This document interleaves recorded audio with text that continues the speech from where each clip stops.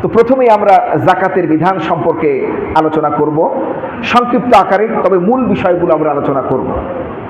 যাকাত এটা মহান রবের এক মহাবিধান। ইসলামের পঞ্চম স্তম্ভ হলো যাকাত। কলেমা, নামাজ, রোজা, হজ, যাকাত। এই যাকাতকে বলা হয় ইসলামী অর্থনীতি। কি বলা হয়? ইসলামী অর্থনীতি। আমরা রমজানুল মুবারকের একটা জুমায় সুদভিত্তিক অর্থনীতি সম্পর্কে আলোচনা করছি, সুদের কুফল সম্পর্কে আলোচনা করেছি। এই সুদের বিপরীতে হলো যাকাত। দেখবেন সুদ হলো গরিবের কাছ থেকে নাও, বড় লোকের দাও, ঠিক কিনা? যারা টাকা লাগায় তারা কি বড় লোক, টাকার মালিক বলেই তো টাকা সুদে লাগায়। সব বড় লোক আবার টাকা লাগায় না। যাদের ঈমান নাই, আল্লাহর উপরে কোনো বিশ্বাস নাই, বেঈমান অবস্থায় মানুষ এই কাজ করে। যখন সে ঈমানদার হয় এর থেকে ফিরে আসে, ঠিক কিনা? তো সুদের খাসিয়াত হলো বড় লোকের কাছ থেকে, গরিবের কাছ থেকে নাও, বড় লোকরে দাও। আর যাকাতের সিস্টেম হলো বড় লোকের কাছ থেকে নাও, গরিবরে দাও। সুবহানাল্লাহ। অর্থাৎ কত সুন্দর! অর্থাৎ যিনি সম্পদশালী তিনি দিতে পারেন, কিন্তু গরিব পাবে কোথায়, ঠিক কিনা? যিনি সম্পদশালী তিনি দিতে পারেন, এই জন্যই ইসলামের বিধান। এই যাকাত আল্লাহ রাব্বুল আলামিন কোরআনুল কারিমে 82 বার নামাজের পাশাপাশি আকিমুস সালাত ওয়াতুজ যাকাত, কতবার নামাজের কথা আল্লাহ 82 বার বলছেন, তার পাশাপাশি আল্লাহ পাক যাকাতের কথা বারবার বলেছেন। এর একটা সাইকোলজিক্যাল ব্যাপার আছে। এই বিষয়টা আমরা আগে অনুসন্ধান করে মূল আলোচনায় যেতে চাই। আল্লাহ পাক কেন বারবার নামাজের পরে যাকাতের কথা বললেন? প্রশ্ন হতে পারে না? নামাজের সাথে যাকাতের সম্পর্ক কি? নামাজ হলো ইসলামের দ্বিতীয় স্তম্ভ। নামাজ কি? ইসলামের দ্বিতীয় স্তম্ভ। আর যাকাত হলো ইসলামের পঞ্চম স্তম্ভ। তাহলে দ্বিতীয় স্তম্ভের সাথে পঞ্চম স্তম্ভের সম্পর্কটা কি জানার দরকার আছে না? ভাইরা আমার, বাবাজিরা আমার, আল্লাহর চাইতে সাইকোলজিস্ট, মানুষের মন বোঝার মতো সত্তা আর দ্বিতীয়টি হয় না। যে মানুষকে আল্লাহ রাব্বুল আলামিন সৃষ্টি করেছেন, এই মানুষের কখন কি প্রয়োজন, কখন কি লাগে, মনের অবস্থা কি, আল্লাহর চাইতে ভালো কেউ আর বলতে পারে না। কেউ আর বলতে পারে না। দেখেন, আকিমুস সালাত ওয়াতুজ যাকাত, আল্লাহ বারবার এই কথাটি কেন বললেন? এর উদ্দেশ্য হলো, যখন কোনো ব্যক্তি অসহায় থাকে, পেটে তার খাবার নাই, পকেটে পয়সা নাই, ঋণের বোঝা মাথার উপরে, ঋণের বোঝা কি মাথার উপরে, তার কিন্তু নামাজে মন বসবে না। বিষয়টা খেয়াল করে শুনুন। ঋণের বোঝা মাথায়, স্ত্রীর পরনে ভালো পোশাক নাই, নিজের পরনেও পোশাক নাই, বাচ্চা কাচ্চাদের ভালো খাবার কিনে দিতে পারে না। এই অবস্থায় কোনো ব্যক্তির নামাজে মন বসতে, পেটে ক্ষুধা নিয়ে নামাজে মন বসে বলেন? রোজার মাসের অবস্থা ভিন্ন ব্যাপার, কিন্তু বাসায় খাবার নাই, বাচ্চারা ঘরে কান্না করছে, এই অবস্থায় কোনো মানুষ সুস্থে নামাজ আদায় করতে পারবে না। এটা পৃথিবীর কেউ না চিন্তা করলেও আপনার আমার স্রষ্টা আল্লাহ রাব্বুল আলামিন চিন্তা করেছেন।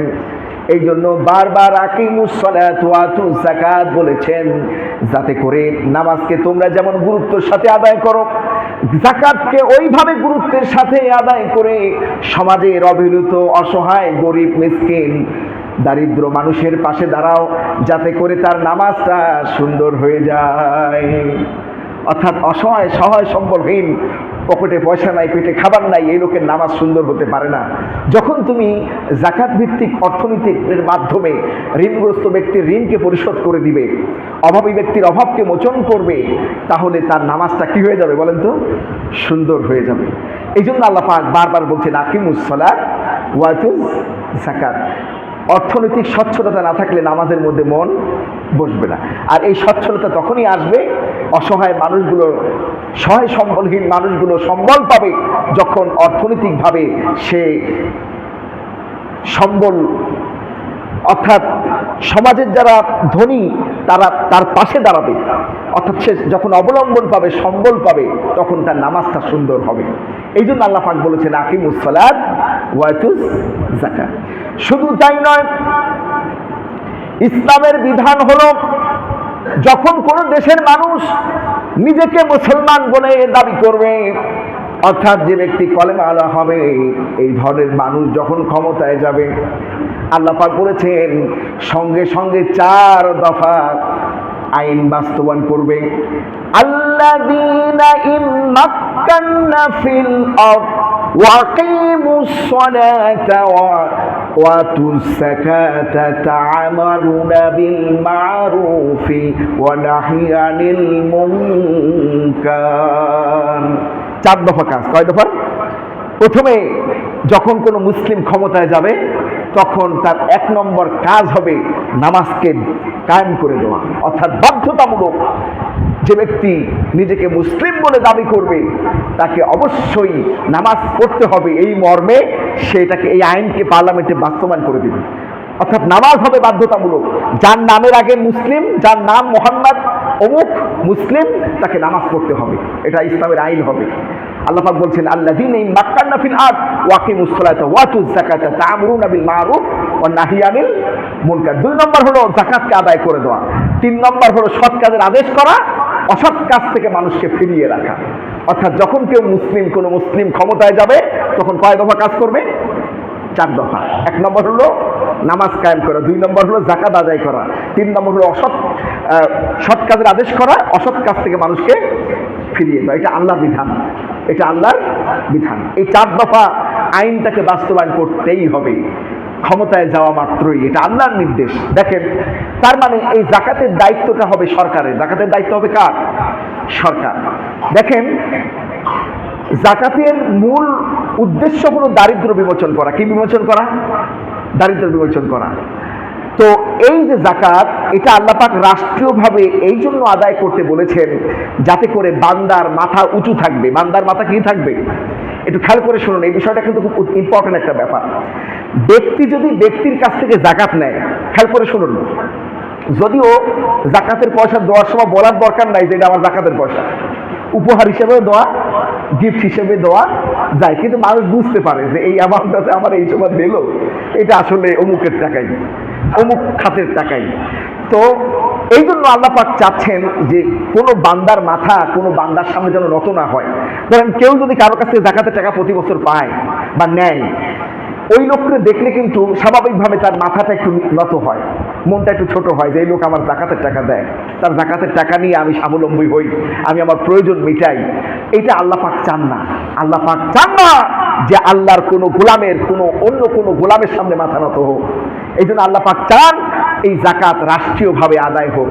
বর্তমান প্রধানমন্ত্রীকে আমি ধন্যবাদ জানাই, শীর্ষস্থানীয় আলেমদেরকে উনি একত্রিত করে রমজানের সূচনায় তিনি কিন্তু একটা বৈঠক করেছিলেন কিভাবে যাকাতটাকে রাষ্ট্রীয়ভাবে আদায় করে সুন্দরভাবে বন্টন করা যায়। এটা খুব সুন্দর একটা উদ্যোগ, কোরআনের আইনের উপর আমল। রাষ্ট্রীয়, আপনি যখন সরকারের কাছ থেকে 5 লাখ 10 লাখ করে যাকাতের টাকা পাবেন, এই যে এখন বাংলাদেশের যে সিস্টেমে যাকাত দেওয়া হয়, এটা আসলে প্রতারণা ছাড়া আর কিছু নয়। অনেকে যাকাতের লুঙ্গি কিনে দেয়, দেয় না? যাকাতের শাড়ি কিনে দেয়, খুব নিম্নমানের। এই এখন বিভিন্ন, এখন কমে গেছে। আগে দেখা যেত অনেক বিপণী বিতানে বড় বড় অক্ষরে লেখা থাকতো এখানে যাকাতের শাড়ি পাওয়া যায়, যাকাতের লুঙ্গি পাওয়া যায়। তার মানে কি? সবচেয়ে নিম্নমানের লুঙ্গি, অল্প দামের শাড়ি। ইসলামে কিন্তু এই যে লুঙ্গি শাড়ি দিয়ে যাকাত দেওয়া, এর কোনো বিধান ইসলামে। আপনি একটা লোকের প্রতি বছর একটা করে লুঙ্গি দিলেন যাকাতের, তার কি দারিদ্র্য বিমোচন হবে? বলেন, তার কি সমস্যার সমাধান হবে? কিন্তু যাকাতের টাকা দিয়ে যদি তাকে আপনি 10টা ছাগল কিনে দেন, বলেন যে এই ছাগলগুলো পুষবা, অর্থনৈতিকভাবে তুমি যখন সম্পদশালী হবে আগামী বছর তুমি যাকাত দিবা, এবছর তুমি যাকাত গৃহীতা, সামনের বছর তুমি হবা যাকাত দাতা। যারা গাড়ি চালায় তাদের একটা গাড়ি কিনে দেওয়া, যে এই এই এই তোমাকে গাড়ি কিনে দিলাম, এই টাকা জমায় জমায় তুমি আগামী বছর যেন যাকাত দাতা হতে পারো, এইভাবে তুমি সম্পদশালী হও। এটা হলো নিয়ম। কাউকে ব্যবসার পুঁজি দেওয়া, আর আমাদের দেশে দেয় লুঙ্গি শাড়ি, এগুলো আসলে হাস্যকর। যাকাতের বিধানের যাকাতের বিধানের বিপরীতে হাস্যকর একটি বিষয়। যাকাতের উদ্দেশ্যই হলো দারিদ্র্য বিমোচন করা, আর এটার গুরু দায়িত্ব হলো রাষ্ট্রের। রাষ্ট্র এলাকা ভিত্তিক, ওয়ার্ড কেন্দ্রিক তদন্ত করবে যে কারা কারা অসহায়, দলীয়ভাবে নয়, সঠিকভাবে। কে কোন দলের এটা দেখা হবে না যাকাতের টাকা প্রদান করার ক্ষেত্রে। যারা প্রকৃত অসহায়, প্রতি বছর যেমন 3 নম্বর ওয়ার্ড অথবা 1 নম্বর ওয়ার্ড, এই 1 নম্বর ওয়ার্ডে এবছর 500 লোককে সরকার জাকাতের টাকা দেবে, তাদের লিস্ট হবে। সেই অ্যামাউন্টটা 2000 3000 না, একটা ব্যবসার পুঁজি 2 লাখ 3 লাখ তাকে ব্যবসার পুঁজি দেওয়া হবে, এবং সরকার মনিটরিং করবে বা খোঁজখবর নেবে টাকাটা সঠিকভাবে সে খরচ করছে কিনা, না খাই বেলায় দিল, না ওই জাকাতের টাকা নিয়ে কক্সবাজার বেড়াইতে গেল, এ ব্যাপারে খোঁজখবর নেবে সরকার, সঠিকভাবে সে ব্যবসায় খাটাচ্ছে কিনা তদারকি হবে। স্থানীয় যারা জনপ্রতিনিধি তাদেরকে দায়িত্ব দিবে যে দেখো এই টাকা ঠিক মতো কাজে লাগাচ্ছে কিনা। এরপরে সামনের বছর তার কাছে হিসাব নেবে, তোমার 3 লাখ জাকাতের টাকা দিলাম, ব্যবসা করে কি করছো দাও। এখন তুমি যদি এখন জাকাত দাতা হও তাহলে রাষ্ট্রীয় কোষাগারে জাকাতের টাকা জমা দাও, তোমার কত জাকাত আসছে এটা দাও। আর যদি সে আরো গরিব হয় তার বিরুদ্ধে আইনানুগ ব্যবস্থা নেওয়া হবে যে তুমি পয়সা কি করছো। যদি সে সঠিক ব্যাখ্যা দিতে পারে যে আমার এই জায়গায় লস হয়ে গেছে, তাহলে সরকার কিছু বলবে না। আর যদি তদন্তে দেখা যায় সে পয়সা নষ্ট করছে, তার বিরুদ্ধে আইনানুগ ব্যবস্থা নেওয়া হবে। এটা ছিল ইসলামী রাষ্ট্রের আইন বিধান। ভাইরা আমার, এটা যদি বাংলাদেশে চালু হয় ইনশাআল্লাহ 5 বছরের মধ্যে এদেশে গরিব লোক খুঁজে পাওয়া যাবে না। যাকে দ্বিতীয় ওমর বলা হয়, আব্দুল আজিজ বিন ওমর ইবনুল আব্দুল আজিজ রহমাতুল্লাহ আলাইহি, তার শাসন আমলে ঠিক এইভাবে জাকাত ভিত্তিক অর্থনৈতিক ব্যবস্থা চালু করা হয়েছিল। মাত্র 2 বছর তিনি ক্ষমতায় ছিলেন, 2 বছরের মাথায় এমন অবস্থা হয়ে গেল রাষ্ট্রের বড় বড় কর্মকর্তারা জাকাতের টাকা বস্তায় ভরে ঘুরে বেড়াতো। এইভাবে একটা ঘটনা পাওয়া যায়, 2 জন লোক, একজন 1 সপ্তাহ আর একজন 1 মাস ধরে ঘুরছেন পথে পথে, জাকাত কে নিবে, কেউ জাকাত নিতে চায় না, কারণ সবাই জাকাত দাতা।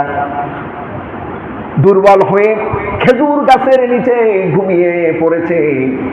আর এক ব্যক্তি চিন্তা করলো এই লোকটা তো মুসাফিরের মতো দেখা যায়, মাথায় একটা ময়লা বস্তা। লোকটার হাত পা ধরে বলছে, বাবারে আমি 1 মাস ধরে ঘুরছি তোমার মতো একটা মুসাফির পাওয়ার জন্য, তুমি আমার এই জাকাতের পয়সা কটা নিয়ে আমার উদ্ধার করো। লোকটা উঠে বলছেন, তুমি কি মনে করেছো আমি কি খয়রাতি? আমার যে বস্তা, ধুলোময় বস্তা, এই বস্তার মধ্যে তুমি কি মনে করেছো সেরা তেনা? এর মধ্যেও টাকা রয়েছে। আমিও 1 সপ্তাহ ধরে খুঁজছি একজন জাকাত গৃহীতাকে আমার দেশের মধ্যে আমি পাই নাই।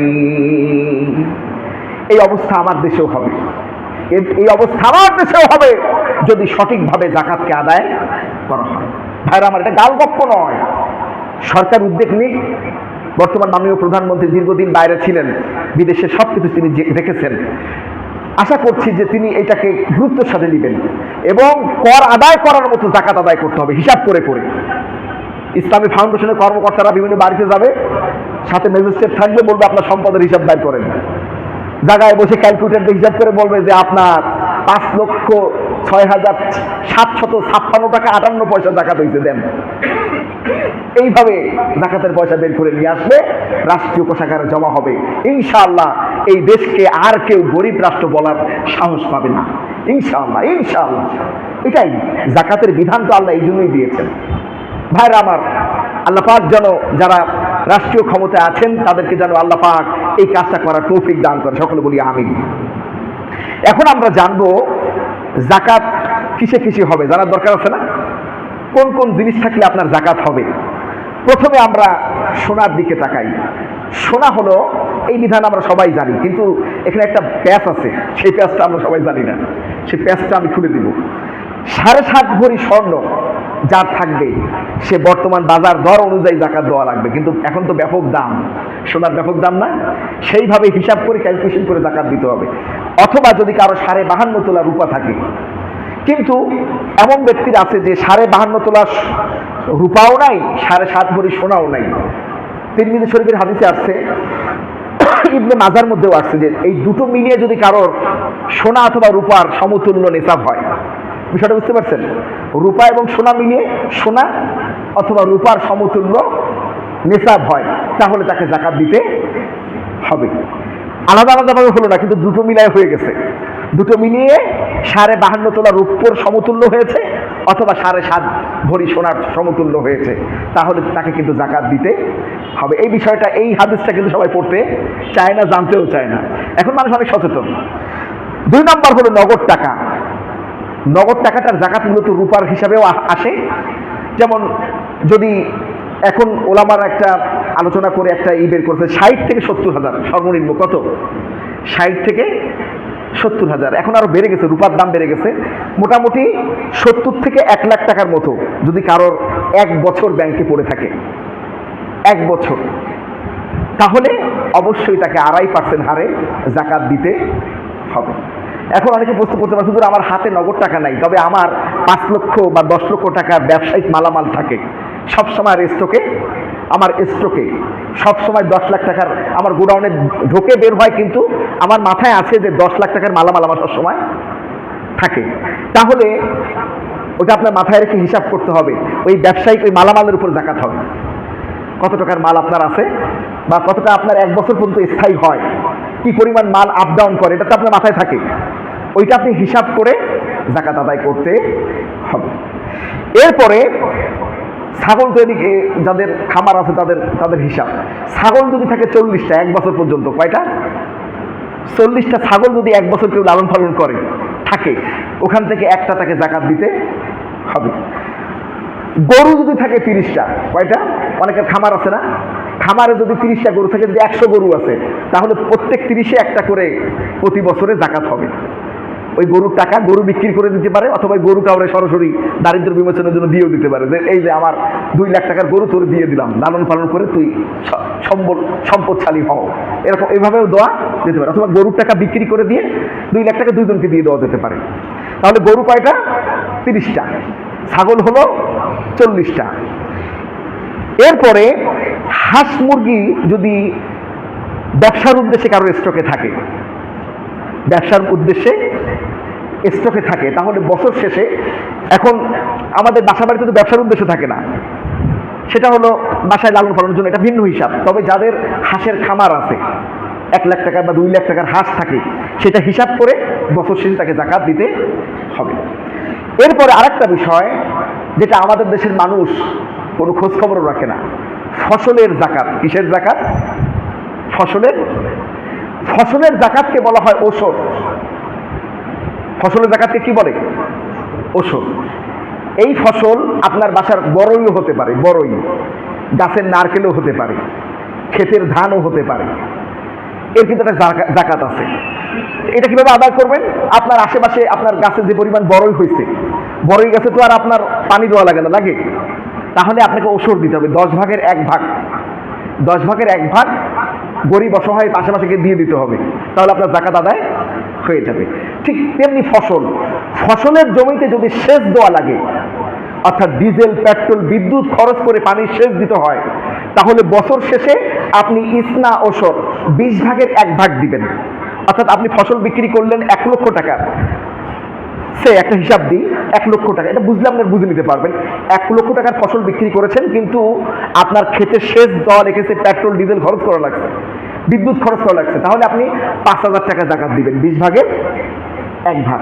কিন্তু আপনার ধান খেতে পানি দেওয়া লাগেনি, জোয়ারের পানি হোক, বিলের পানি হোক, পানি সবসময় থাকে, আমাদের বরিশালে দেখা যায়, তাই না? তো কোনো সেচ দেওয়া লাগেনি, কোনো খরচ নাই, তাহলে তাকে কিন্তু 1 লক্ষ টাকার ধানে অবশ্যই 10,000 টাকা যাকাত দিতে হবে। এই ওয়ার্ডগুলো গ্রামগঞ্জে বেশি দরকার, গ্রামের মানুষ ওষুধ সম্পর্কে জানেই না। এক এলাকার চেয়ারম্যান আমার সামনে বসে বলছে, হুজুর ওষুধ কি, কোন ধরনের জিনিস জানেই না। এরকম রমজানুল মোবারকে আগে আলোচনা ছিল, ওষুধ সম্পর্কে চেয়ারম্যান সব জানে না। তাহলে এলাকাবাসীর অবস্থা কি? যে এলাকার চেয়ারম্যান ওষুধ সম্পর্কে জানে না, তার ইউনিয়নবাসীর অবস্থা কি? এই হলো আমাদের দেশের অবস্থা। ভাইরা আমার, এখন এইগুলো যাদের থাকবে তারা হলো নেশাবধারী। তারা কি? তারা হলো সম্পদশালী বা নেশাবধারী। এই নেশাবধারীরা কোথায় কোথায় যাকাত দিবে এটা জানার দরকার আছে না? যাকাতের 8টা খাত আল্লাহ কোরআনে বর্ণনা করছেন। কয়টা খাত? 8টা খাত। যেহেতু সময় কম, আমি সংক্ষেপে বলে যাব। 1 নম্বর হলো ফকির। 1 নম্বর কি? ফকির। আল্লাহ পাক বলেছেন না, আল্লাহু গনিয়্যুন ওয়া আনতুমুল ফুকারা। এক অর্থে মানব জাতি হলো ফকিরের গোষ্ঠী। এক অর্থে মানব জাতি কি? ফকিরের গোষ্ঠী। আমরা সব ফকির। তবে যাকাত সে নিতে পারবে না যে নেশাব পরিমাণ মালের মালিক। একটু খেয়াল করে শুনুন। এই যে কটা আমরা বিষয়ে আলোচনা করলাম, সোনা হোক, রূপা হোক, নগদ টাকা হোক, ছাগল হোক, গরু হোক, হাঁস মুরগি হোক, ব্যবসায়িক সম্পদ হোক, যে কোনো হিসাবে কেউ যদি নেশাব পরিমাণ মালের মালিক হয়ে যায়, সে কিন্তু যাকাত নিতে পারবে বিষয়টা কিন্তু ক্লিয়ার। মানে এই যে কটা খাত আছে, যে কটা সম্পদের খাত আছে, এই সম্পদের খাতের কোনো একটা খাত অনুযায়ী যদি কেউ সম্পদশালী হয়, সে কিন্তু জাকাতের টাকা নিতে, সে তো জাকাত দাতা। সে কি জাকাত দাতা। এখন এই ফকির কারা? ফকির এক অর্থে হলো, ফকিরের অনেকগুলো ব্যাখ্যা হয়। এক অর্থ হলো সহায় সম্বলহীন, অর্থাৎ যে সে জাকাত দাতা নয়, জাকাত দাতা নয়, কোন রকম চলে এইরকম ব্যক্তি। দুই নম্বর হলো মিসকিন। মিসকিন এমন ব্যক্তিকে বলা হয় এক কথায় যে রিজিকের ব্যাপারে অন্যের মুখাপেক্ষী, অর্থাৎ নিজে কামাই করে খাইতে পারে না, অন্য দিলে খায়, অন্য দিলে সে খায়, সে হলো মিসকিন। সে হলো অর্থাৎ রিজিকের ব্যাপারে অন্যের মুখাপেক্ষী, তাদেরকে বলা হয় মিসকিন। এরপর হলো জাকাত আদায়কারী কর্মচারী, অর্থাৎ রাষ্ট্র যখন জাকাত আদায় করবে, এই জাকাত আদায়কারী যারা কর্মচারী মাঠ পর্যায়ে দায়িত্ব পালন করবে, তাদের বেতন এই জাকাতের টাকা দিয়ে দেওয়া যাবে। এরপরে হলো আল্লাহ রাস্তায় জিহাদ করা। আল্লাহ রাস্তায় জিহাদ করা, এটা এক কথা এভাবে বলা যায়, যে সংগঠন, যে দল, যে মত, খুলুকুয়াল আম, সৃষ্টি যার হুকুমটা, এটা বিশ্বাস করে যে এই আল্লাহর জমিন আল্লাহর হুকুম অনুযায়ী চলবে, মনে প্রাণে তারা চায়, যে সংগঠন চায় যে এই জমিনে দিন কায়েম হোক, তাদের সহযোগিতার জন্য, তাদের সংগঠন পরিচালনার জন্য জাকাত দেওয়া যাবে। এটা যে কোনো সংগঠন, যে কোনো ইসলামী দল বা যে কোনো যারা দিন কায়েমের জন্য, আল্লাহর জমিনে আল্লাহর বিধান কায়েমের জন্য চেষ্টা করছে, এদেরকে জাকাতের টাকা দেওয়া যাবে। জিহাদ শব্দের অর্থ হলো কোনো লক্ষ্যে পৌঁছানো। আমাদের দেশে জিহাদ বলতে যুদ্ধ বোঝায়, যুদ্ধ আর জিহাদ কিন্তু এক জিনিস নয়। জিহাদের চূড়ান্ত রূপ হলো যুদ্ধ। যেমন ইংরেজিতে যুদ্ধকে বলা হয় ওয়ার, আর আরবিতে বলা হয় হারকুন। আরবিতে কি বলা হয়? হারকুন মানে যুদ্ধ। আর জিহাদ এর অর্থ হলো কোনো নির্দিষ্ট লক্ষ্যে পৌঁছানোর জন্য প্রাণান্তকর যে প্রচেষ্টা, তাকে আরবিতে বলা হয় জিহাদ। তো যারা আমরা মুসলিম, আমাদের প্রত্যেকেরই তো লক্ষ্য আল্লাহর দিন আল্লাহর জমিনে কায়েম হোক, ঠিক কিনা? এই লক্ষ্য নিয়ে যারা চেষ্টা করবে, এই সহযোগিতা করা, এখানেও এই যে আপনার জাকাতের অর্থ প্রদান করা যাবে। 5 নম্বর হলো মুসাফির। 5 নম্বর হলো মুসাফির। ধরেন এখন এটা হওয়া অসম্ভব, কিন্তু এমন এক সময় ছিল, ধরেন চট্টগ্রাম থেকে এক কোটিপতি খুলনায় আসছে, তার সবকিছু চিন্তাই হয়ে গেছে, সে ইচ্ছা করলে এখন বিকাশের মাধ্যমে টাকা আনতে পারে, কিন্তু এমন এক সময় ছিল তখন তো অ্যাভেলেবেল বিকাশ বা অনলাইন অর্থনৈতিক ব্যবস্থা ছিল না। কোটিপতি খুলনায় অসহায় হয়ে পড়েছে, চিন্তায় করে তার সব নিয়ে গেছে, এলাকার লোক তাকে জাকাতের টাকা দিয়া আবার চট্টগ্রাম পাঠাই দিতে পারবে। অর্থাৎ এরকম মুসাফির যারা এক দেশ থেকে, এক অঞ্চল থেকে আরেক অঞ্চলে গিয়েছে, যার উপরে কসরের নামাজ বৈধ, তাকে জাকাত দেওয়া যাবে, সে কোটিপতি হলেও যদি সে অসহায় হয়ে পড়ে, অর্থাৎ এক কথায় মুসাফির। 6 নম্বর হলো ঋণ মুক্তির জন্য।